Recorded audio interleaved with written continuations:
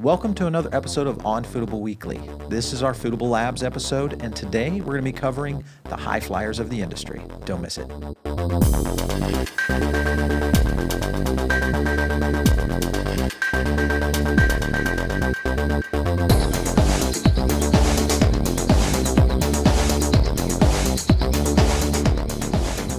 So what the RSMI does is provide something that's super challenging for the industry, and that is real-time data. Now, one thing that we've been doing and watching over this year especially, one of the big indicators was SRVs, social restaurant visits. We had seen a decline.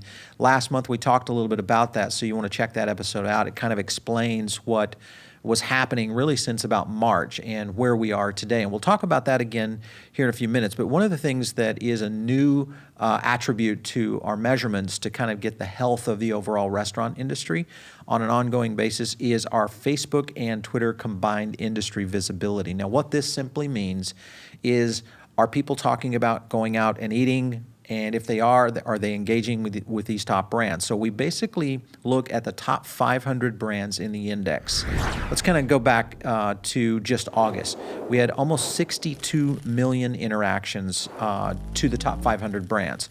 With that 62 million interactions, 35 million of those were unique, meaning guests and consumers are frequently talking with that same brand and ongoing throughout the month.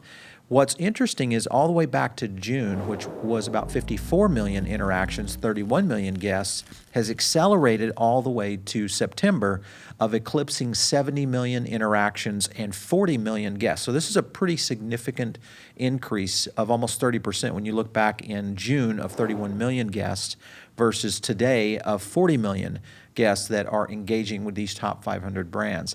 Many people are kind of looking at the industry as maybe facing some challenging times. We think this is actually showing us otherwise.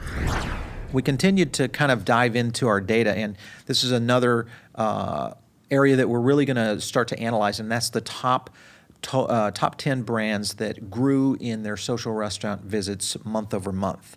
So this is very simple.